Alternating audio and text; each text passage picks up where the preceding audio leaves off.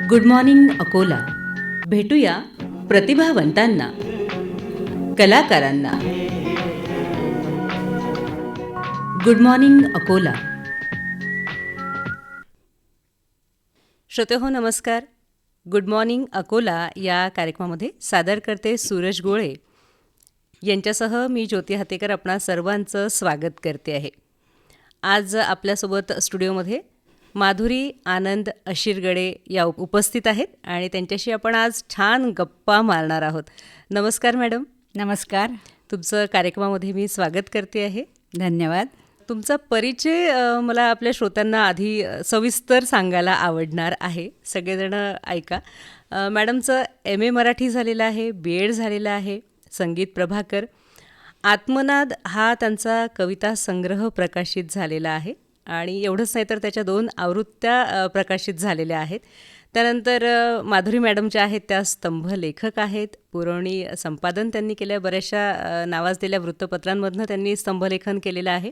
तसंच नाविन्य कला अकादमी जी आहे ज्याच्याद्वारे सांस्कृतिक कार्यक्रम जे आहेत या संस्थेच्या माध्यमातून भरपूर कार्यक्रम त्यांनी घेतलेले आहेत. चित्रपट निर्मितीच्या क्षेत्रात देखील त्यांचं पाऊल केव्हाचंच पडलेलं आहे. आई शपथ हा जो चित्रपट सगळ्यांना माहिती आहे त्या चित्रपटाची कथा मॅडमची आहे. शास्त्रीय बंदिशी त्यातल्या ज्या आहेत त्यासुद्धा मॅडमच्या आहेत. तांदळा एक मुखवटा हा पण चित्रपट सगळ्यांच्या ऐकण्यात आहे. त्याची निर्मिती, संगीत, दिग्दर्शन, पार्श्वगायनसुद्धा, म्हणजे सांगतानाच मला एवढा आनंद होतो. अजून तर भरपूर सगळा परिचय मॅडमचा सांगायचा आहे. गोष्ट एका राणीची या चित्रपटाची कथा देखील मॅडमने लिहिली आहे. गीत संगीत सह दिग्दर्शन जे आहे ते मॅडमने केलेलं आहे. त्याच्यानंतर ऊन सावली मी स्वतः दूरदर्शनला बघितलेलं आहे मॅडम ही सिरियल. या मालिकेमध्ये अभिनय मॅडमनी केलेला आहे. संवाद लेखन देखील मालिकेचं त्यांनी केलेलं आहे. तसंच सुकन्या ही दूरदर्शनवर येणारी जी मालिका आहे श्रोते हो, त्याचं शीर्षक संगीत जे आहे ते माधुरी अशिरगडे यांचं आहे. जंगली महाराज या चित्रपटाचं संगीत दिग्दर्शन आहे. एक मोठी लिस्ट बनते आहे आपल्याकडे. त्यानंतर पुरस्कारांचं जर म्हणाल तर आत्मनाद हा जो कविता संग्रह आहे या कविता संग्रहासाठी 2000 सालचा शासनाचा प्रथम प्रकाशनाचा स्वर्गीय बहिणाबाई चौधरी पुरस्कार प्राप्त आहे. आत्मनाद कलायात्री पुणेचा 2000 सालचा पुरस्कार प्राप्त केलेला आहे मॅडमनी. त्यानंतर आई शपथ हा जो चित्रपट आहे त्या चित्रपटाच्या कथेसाठी शासनाचा उत्कृष्ट कथेसाठीचा स्वर्गीय मधुसूदन कालेलकर पुरस्कार 2007चा तो देखील प्राप्त आहे. आणि सोबतच इफ्फी, तुम्हाला माहिती असेल की गोवा आंतरराष्ट्रीय चित्रपट महोत्सव ज्याची सगळ्यांना भरपूर उत्सुकता असते, तर तिथे भरपूरदा अशिरगडे मॅडमच्या चित्रपटांनी आणि अशिरगडे मॅडमनी हजेरी लावलेली आहे. रेड कार्पेटचा सन्मान देखील त्यांनी प्राप्त केलेला आहे. तसंच फिलाडेल्फिया अमेरिका इथे BAMSच्या अधिवेशनामध्ये सेकंड सर्वोत्कृष्ट चित्रपट बेस्ट फिल्म म्हणून तांदळाचा सन्मान देखील झालेला आहे. आणि भरपूर गोष्टी आता आपल्या गप्पांमधनं येणार आहेतच. एक मोठा खूप विस्तृत असा परिचय मी आत्ता श्रोत्यांना आपला सांगितला की हे जे तुमचं व्यक्तिमत्व आहे, तर मला ना बालपण जाणून घ्यायचं सगळ्यात सुरुवातीला की हे बालपण कुठे गेलं आहे. कारण हा जो व्यक्तिमत्वाचा वटवृक्ष उभा राहिला तर त्याचं बीज जे आहे ते कसं अंकुरलं, ते कसं वाढलं, हे जाणून घ्यायला आवडेल मला. तसं बालपणी म्हणजे बाळाचे पाय पाळण्यात दिसतात या न्यायाने गाण्याची मला फार आवड होती. आणि म्हणजे जसं समजायला लागलं तेव्हापासनं मी गाणं म्हणायला सुरुवात केली. म्हणजे मी गाणारी म्हणून माझी ओळख अतिशय लहानपणापासून होती. पण हे बाकीचं जे आहे लिखाण म्हणा किंवा नवनिर्मिती म्हणा कोणत्याही स्वरूपाची, ती जरा उशिरा लक्षात आली. पण गाणं हे सर्वप्रथम दृष्टीपथात आलं. अकोल्यात तुमचं बालपण गेलेलं त्या थोड्या आठवणी. बालपण म्हणजे अगदी बालपण नाही, पण 8वी ते 10वी मी अकोल्यात गव्हर्मेंट गर्ल्स हायस्कूलमध्ये होते. आणि तिथेही म्हणजे शाळेचे जे उपक्रम असत त्याच्यात पहिला नंबर येत असे माझा. म्हणजे गाण्याची कॉम्पिटिशन म्हणा, शास्त्रोक्त संगीताची कॉम्पिटिशन म्हणा किंवा नकला म्हणा. तर म्हणजे एक गठ्ठा बक्षिसं घेऊन एकदा मी घरी आले होते. पण म्हणजे ते तेवढ्यापुरतं, म्हणजे या बाबतीत आपल्याला काहीतरी भविष्य आहे किंवा काहीतरी पुढे करू शकू असं त्यावेळी सुद्धा डोक्यात आलं नाही. नाही, एक गठ्ठा बक्षिसं म्हणजे भरपूर झाली. शालेय वयामध्ये हे जे यश असतं ते आपल्याला कुठेतरी नांदी असतं की तुम्ही भविष्यात काय करणार आहात. आणि ज्या शाळेत मी शिकले त्या शाळेमध्येच तुम्ही पण होतात हे जाणून मला पण अतिशय आनंद होतो छान. आहे. यानंतर येतो तो कॉलेज वयीन जीवनाचा टप्पा. तर तो पण व्यक्तिमत्वाला आकार देण्यासाठी अतिशय महत्त्वाचा असतो. तर त्याविषयी सांगा ना. माझे वडील शिक्षण क्षेत्रात होते. BEd कॉलेजचे प्रिन्सिपल म्हणून त्यांची परभणीला बदली झाली होती, अकोल्याहून परभणीला. तर परभणीला मग प्री युनिव्हर्सिटीचं पासूनचं शिक्षण माझं परभणीला झालं. तर परभणीला फमू शिंदे, नंतर फमू शिंदे म्हणजे आमचे सिनियर होते कॉलेजमध्ये, आणि रारम बोराडेसारखे आम्हाला शिकवायला होते सर. प्रभाकर मांडे सरांसारखे आम्हाला शिकवायला होते. आणि तिथे कल्चरल ॲक्टिव्हिटीज खूप जोमानी चालत आमच्या कॉलेजमध्ये. तर तिथे सरांच्या म्हणजे बोराडे सरांच्या एकांकिकेत आम्ही काम केलं. फमू पण होते त्याच्यात, फमू शिंदे. आणि अभिनयाचं प्रथम पारितोषिक मला तिथे मिळालं. आणि म्हणजे तेव्हा लक्षात आलं की अभिनयात सुद्धा आपल्याला गती आहे म्हणून. तर म्हणजे मग हा गाणं म्हणा, अभिनय म्हणा, हा प्रवास थोडासा रीतसर असा महाविद्यालयीन आयुष्यात सुरू झाला. म्हणजे एकूणच कलेची आवड जी आहे ती लहानपणापासून तुमच्यामध्ये आहे. तुमच्या स्वतःच्याही लक्षात ते आलेलं. आणि प्रत्येक वयाच्या टप्प्यावरती किंवा शालेय शिक्षणाच्या टप्प्यावरती तुम्ही ते मिळवत गेलात. कधी गाणं असेल, कधी नाटक असेल, कधी अभिनय असेल. आणि या सगळ्या गोष्टींनी समृद्ध होत होत आज आमच्यासमोर हे जे व्यक्तिमत्व आहे, अतिशय आनंद होतो तुमच्यासोबत बोलताना. सुरुवात आपण कवितेपासून करूया, कारण कविता हा सगळ्यांच्या आवडीचा विषय. कविता तर सगळेजण करतात. मी नेहमी सांगते की असं कोणी सापडणार नाही की ज्यांनी कविता कॉलेज लाईफमध्ये कविता केली नाही, असं सापडणार नाही. पण तुम्ही कविता केली, नुसतंच कविता केली नाही तर त्या कवितेचं पुस्तक होणं आणि त्याच्या 2-2 आवृत्त्या निघणं, हा फार नितांत सुंदर असा प्रवास आहे. तर त्याबद्दल सांगा ना, तुम्ही कविता केव्हापासून करायला लागल्यात, त्या कवितेचं पुस्तक कसं झालं? मी आत्ता फमू शिंदेंचा उल्लेख केला. ते कॉलेजचा वार्षिक अंक काढत असत, संपादक असं होते ते. तर त्यांनी सांगितलं की म्हणजे ज्यांना कोणाला काही साहित्य द्यायचं असेल विद्यार्थ्यांना त्यांनी द्यावं. मग त्यांनी मलाही आग्रह केला, म्हणजे कविता वगैरे एखादी असेल तुझ्याकडे तर दे. मग मी नव्हती पण मी केली, आणि पहिली कविता त्या वार्षिक अंकात प्रसिद्ध झाली. म्हणजे फमू शिंदे या मागची प्रेरणा आहे असं म्हणायला अजिबात हरकत नाही आहे.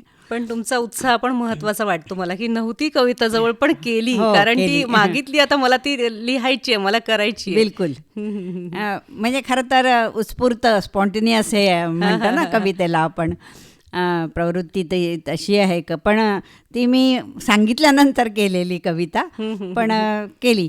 पण नंतर म्हणजे असं काही असं वाटलं नाही की कवितेत आपल्याला गती आहे ना, आता आपण म्हणजे काही हरकत नाही या दृष्टीने प्रयत्न करून. ती त्यांनी मागितली, मी लिहिली, मी दिली, प्रसिद्ध झाली. नंतर मी पुन्हा विसरून गेले की म्हणजे कवितेचा प्रांतही हाताळला पाहिजे आपण, हे पुन्हा विसरून गेले मग मी. मग तुमचा प्रवास कसा सुरू झाला कविता लेखनाकडे? मग नंतर म्हणजे गाणं आणि अभिनय याच्यात म्हणजे आमचे बरेच प्रयोग त्या एकांकिकेचे बोराडे सरांच्या झाले. तर त्याच्यातच आम्ही मग्न होतो. पण नंतर पुन्हा म्हणजे ग्रॅज्युएशन झाल्यानंतर BEd केलं मग मी, म्हणजे पोस्ट ग्रॅज्युएशन झाल्यानंतर. मग BEdमध्ये कल्चरल ॲक्टिव्हिटीजना फार महत्त्व असतं. तर तिथे म्हणजे मग मी स्वतः लिहायची, त्याला चाली लावायची. म्हणजे तिथे नवनिर्मितीचे सगळे प्रयोग मी करून पाहिले BEdला असताना, आणि ते म्हणजे उचलले गेले.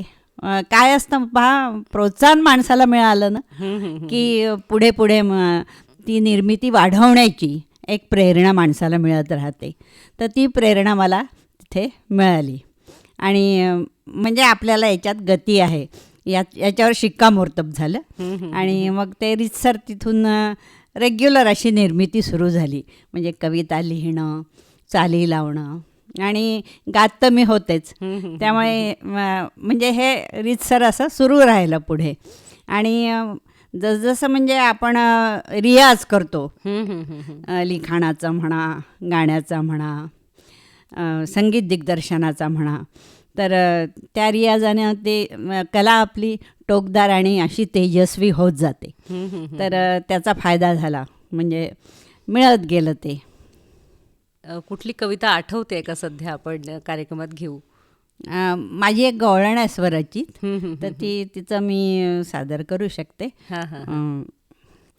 यशोदे तुझा कान्हा गलडी वाळ, यशोदे तुझा कान्हा गलडी वाळ, दह्या दुधाची करीतो चोरी, दह्या दुधाची करीतो चोरी, जमवूनी गोपाळ, यशोदे तुझा कान्हा गलडी वाळ, यशोदे तुझा कान्हा गलडी वाळ,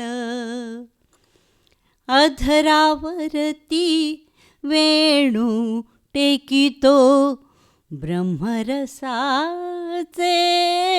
पान करवितो, अधरावरती वेणू टेकितो, ब्रह्मरसाचे पान करवितो, अखिल गोकुळी भूषण ठरतो, नंदाचा बाळ, यशोदे तुझा कान्हा गलडी वाळ, यशोदे तुझा कान्हा, बाई ग तुझा कान्हा, सखे ग तुझा कान्हा, लडीवा क्या बात.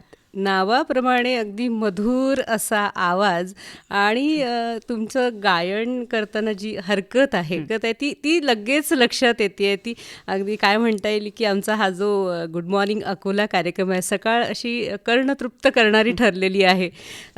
संगीताच्या बाबतीत आपण बोलणार आहोत. तुमच्या कविता ज्या आहेत, आपण त्या पुस्तकासंदर्भात बोलत होतो, त्याचं पुस्तक कसं झालं कवितेचं? फमू शिंदेंचाच, म्हणजे आमचे मित्रच असल्यामुळे तर त्यांचाच असा आग्रह होता की कवितेचं पुस्तक तू काढ, मी प्रस्तावना देतो म्हणून. म्हणजे कोणीतरी असं टुमणं लावणारं हवं असतं आपल्या मागे, आणि ते काम पुरेपूर असं 100% सक्सेसफुल फमू शिंदेंनी केलं. आणि मग मनावर घेऊन मी पण कविता गोळा करून त्यांच्याकडे पाठवल्या, प्रस्तावना घेतली त्यांची. प्रस्तावना तशी जया द्वादशीवार यांची रीतसर आहे, ब्लर बाय पाठराखण फमू शिंदेंनी केलेली आहे.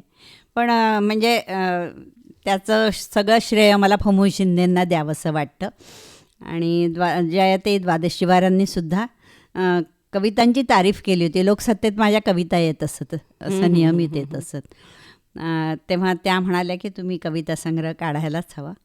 त्यामुळे ह्या लोकांच्या प्रोत्साहनाने कविता संग्रह म्हणजे कलाकाराला जेव्हा दाद मिळते, त्याला हे असं प्रोत्साहन जेव्हा मिळतं, तर ती कला आणखीन बहरते.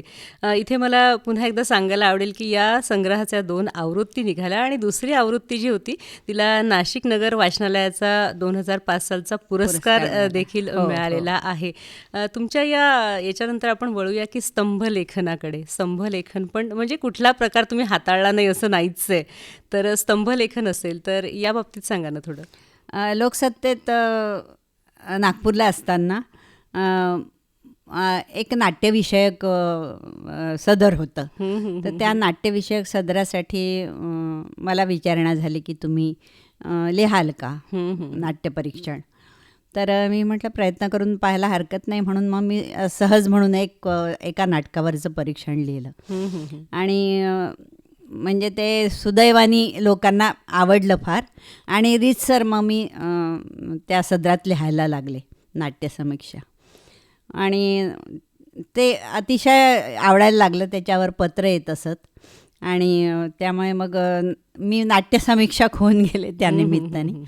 आणि म्हणजे कळायला लागलं की आवडतं भाऊ पण लिहिलेलं लोकांना, म्हणजे काही हरकत नाही प्रयत्न करायला. आणि फक्त नाट्य परीक्षणच नाही तर वेगवेगळी हा प्रकार हाताळायला हरकत नाही आहे साहित्यातले, असा विश्वास निर्माण झाला.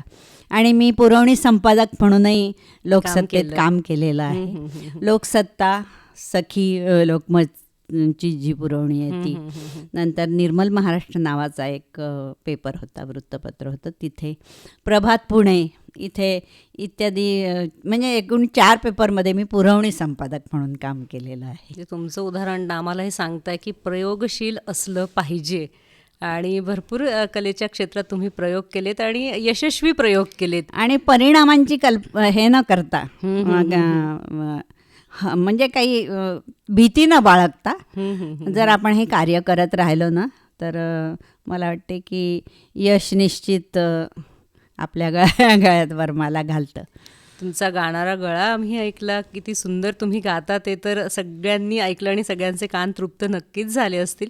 या गाण्याविषयी सांगा ना, तुम्ही पार्श्वगायन पण केलं आहे. हो, एक वैदर्भीय कवींच्या कवितांना चाली लावून कार्यक्रम सादर करावा असं डोक्यात आलं. नागपूरला आमचं वास्तव्य होतं तेव्हा. तर कविता विदर्भाची हे आशाताई सावदेकरांचं संपादित पुस्तक आहे. तर त्यातल्या काही कविता आम्ही निवडल्या. आम्ही 25 कवितांना म्हणजे मी चाली लावल्या, पण 25 कविता एका कार्यक्रमात सादर करणं शक्य नव्हतं. त्यामुळे एक 10 ते 15 कविता आम्ही कार्यक्रमात एका सादर करायचो. तर त्याचे बरेच प्रयोग झाले नागपुरात. आणि मग अशी सूचना मिळाली की ह्याचं तुम्ही अल्बम जर करू शकलात तर त्याचा मग आम्ही अल्बम केला. आणि त्यात 8 गाणी आम्ही घेतली होती, 8 कवींच्या कवितांना आम्ही चाललेलो. आणि त्यात तुळशीराम काजेंची एक कविता होती. तर त्या कवितेचं पार्श्वगायन मी केलं आहे आणि ती त्या अल्बममध्ये आहे.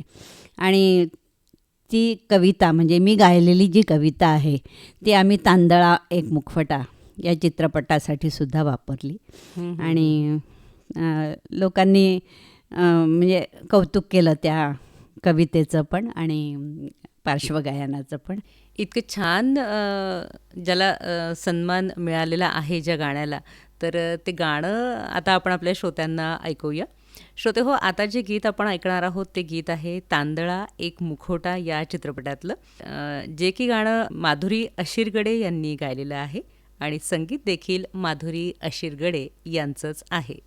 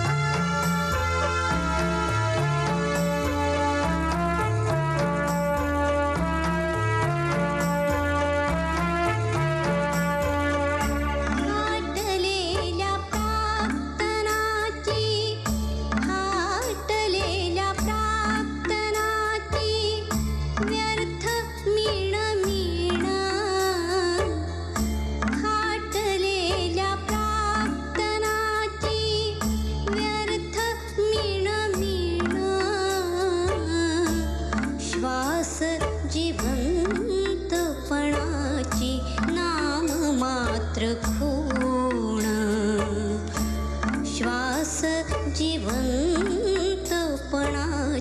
नाम मात्र खूण हंबरता सांस हंबरता सांस.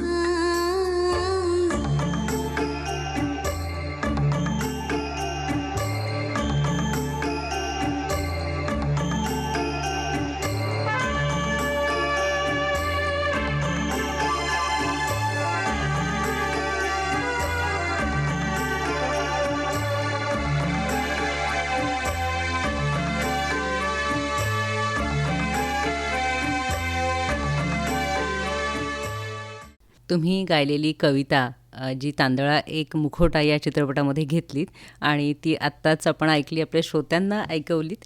आपण कवितेसंदर्भात बोलत होतो.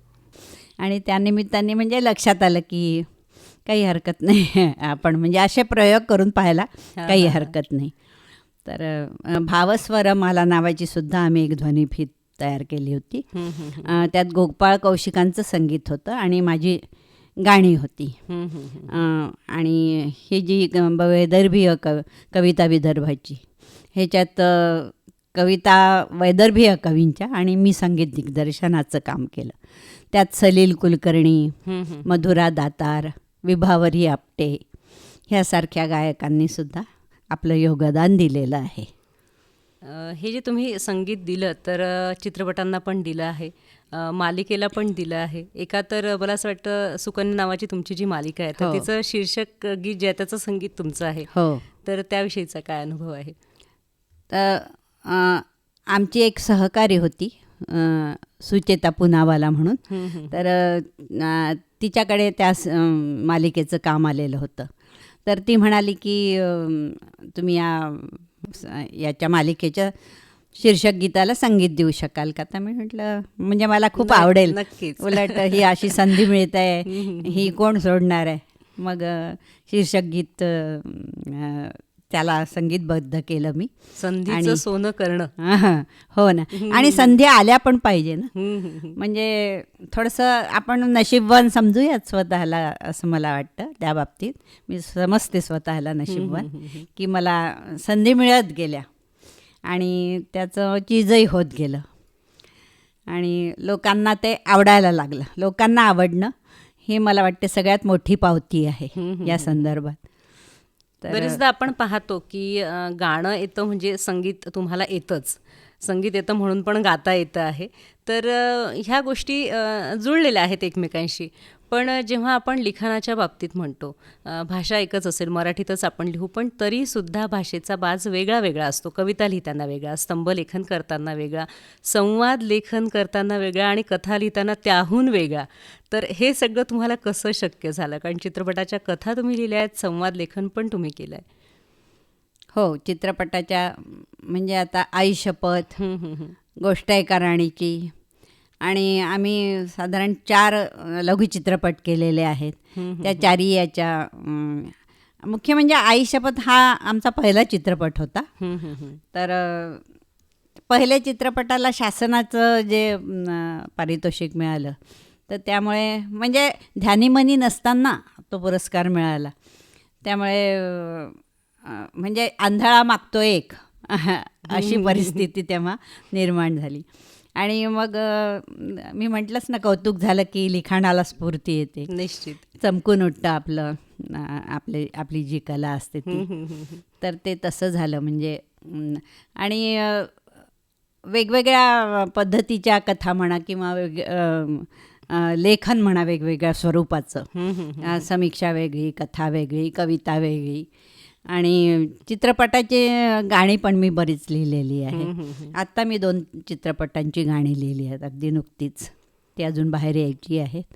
तर हे असं सतत मिळतही जातं आणि नवीन नवीन प्रयोगही केल्या जातात त्या निमित्ताने. तर आपल्याला जेव्हा अशी संधी मिळते तेव्हा ती संधी आपण उत्कृष्टरित्या कशी पूर्ण करू शकू, ते एक आव्हान आपण स्वीकारायचं असतं. आणि म्हणजे ते असं आव्हानात्मकता जी असते ना, ती आपल्याला आणखीन मला वाटतं की प्रेरणा देत असते चांगल्या कामाची. आई शपथ हा जो चित्रपट आहे तर याला छान तुम्ही सांगितलं की उत्कृष्ट कथेचा महाराष्ट्र शासनाचा पुरस्कार मिळालेला आहे. अतिशय आनंदाची अशी ही बाब आहे.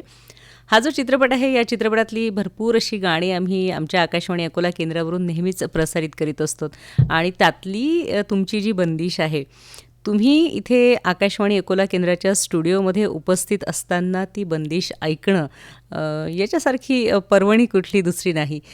पण ती बंदिश आपण पुढच्या भागात ऐकूया. आपण पुढच्या भागाची सुरुवात त्या बंदिशीने करूया. आजचा कार्यक्रम मात्र आपण इथे थांबवूया श्रोते हो. पुन्हा आपण माधुरी अशीरगडे मॅडम यांच्यासोबत भेटणार आहोत पुढच्या भागामध्ये. तोपर्यंत कार्यक्रमाचे सादरकर्ते सूरज गुळे यांच्यासह मी ज्योती हातेकर आपला निरोप घेते आहे. नमस्कार. Good morning Akola. भेटूया प्रतिभावंतांना, कलाकारांना. Good morning Akola.